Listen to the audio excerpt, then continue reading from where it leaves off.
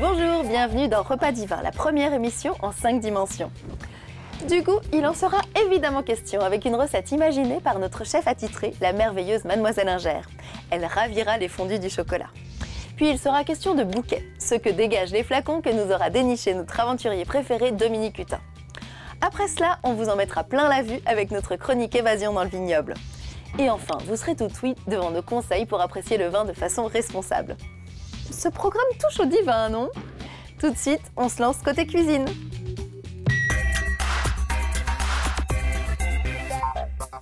Bonjour Mademoiselle Inger. Bonjour Faustine. Alors aujourd'hui, c'est jour divin pour ceux que le chocolat met dans tous ses états. Quelle est donc votre arme fatale, ma chère? L'alliance chocolat blanc et chocolat noir relevé avec le piquant du gingembre. Oh, j'oubliais la liste des ingrédients.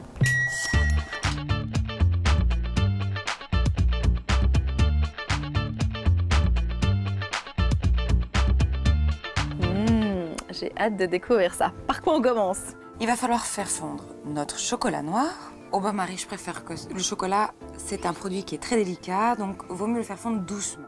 Voici 100 g de beurre qu'il va falloir couper en petits morceaux et que l'on va tempérer, c'est-à-dire qu'il faut qu'il soit plus mou. Ah d'accord. Qu'on puisse le travailler au fouet avec le sucre. On va le disposer dans un saladier. Et là, on va lui ajouter le sucre en poudre. Et ensuite, avec un fouet, on mélange le tout jusqu'à obtenir une masse compacte, mais bien blanche. Donc, on fouette. On fouette. Alors, l'idée, c'est d'ajouter un œuf et un petit peu de farine à chaque fois. Et on mélange entre chaque ajout. D'accord. D'accord? Bon, je pense que le chocolat est pas mal non plus. Donc, je vais pouvoir l'ajouter dans votre préparation. D'accord. Il va falloir couper en petits morceaux le gingembre confit. Et on en met beaucoup? On en met 20 grammes. Allez, hop, on met dans le reste. Voilà, et alors ensuite, pour faire des pépites de chocolat. Chaque morceau de chocolat, on va le couper en 3, mais il faut faire une casse nette. Ah, là c'est tout petit, je pense que celui-ci serait mieux dans ma bouche, non? Voilà, donc maintenant, on va mettre du beurre dans le fond de notre moule. Tac, et on va mettre la farine. Voilà, il ne reste plus qu'à mettre notre pâte dedans. Allez! Et puis on va pouvoir enfourner. On considère 15 minutes de cuisson à 180 degrés. Oh là là! Alors vous voyez, c'est super parce que la croûte sera croustillante. Vous avez vu, ça a un peu séché. Oh là là, c'est chaud. Magnifique. Regardez comme c'est beau. Ah, c'est très très beau. Je pense que c'est bon. C'est fin, c'est divin. Bon appétit! Bon appétit.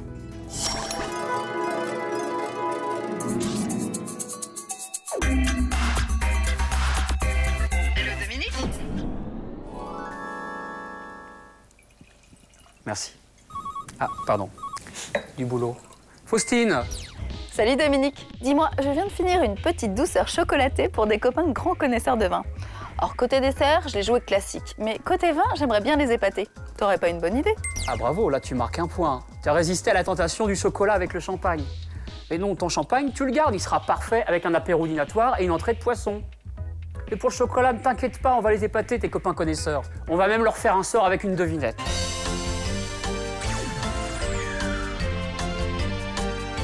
Qu'est-ce qui est blanc, qui peut vieillir plusieurs années et qui contient du jus de raisin frais? Du Pinot des Charentes.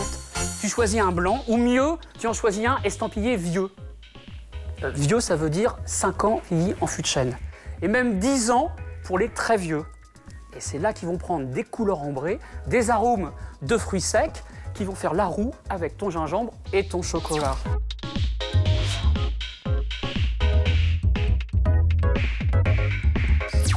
Et tes copains, est-ce qu'ils connaissent vraiment le Banyuls?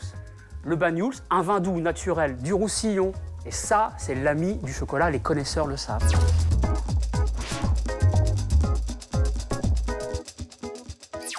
Et donc, l'ami du chocolat, à propos, tu m'en gardes, hein? Ok. Pardon. Et ça, vous l'avez vendangé quand? Écoutez, vers le 15 septembre. Très joli. Belle maturité. Très joli. Si vous êtes à la recherche d'une idée d'escapade pour le week-end, à la découverte du vignoble français et de son art de vivre, restez avec nous. On a ce qu'il vous faut tout de suite.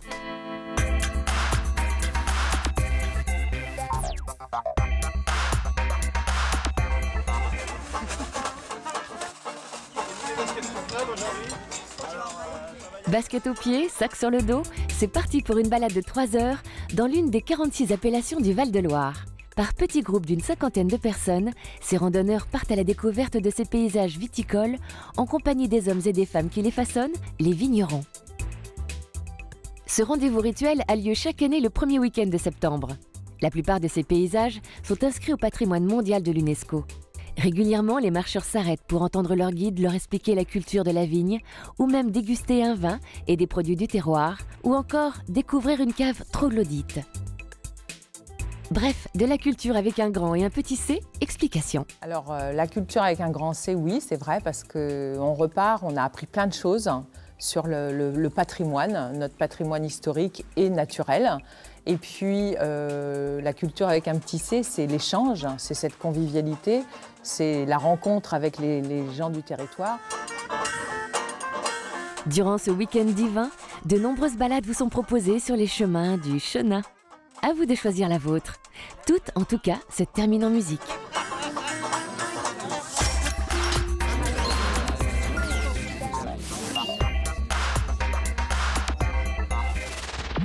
Envie de dépaysement?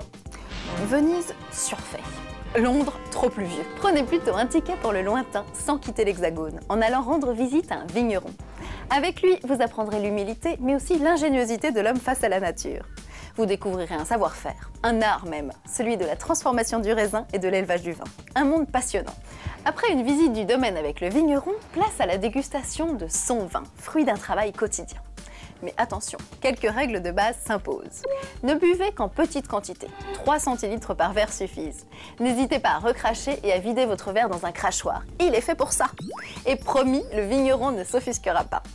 N'oubliez pas non plus de grignoter quelques produits locaux pour ne pas avoir l'estomac vide. Et pour être sûr de reprendre le volant sans risque, pensez à l'éthylotest. Enfin et surtout, profitez de ce moment pour échanger avec un vrai professionnel sur le vin en général, les techniques de vinification. Vous boirez ses paroles.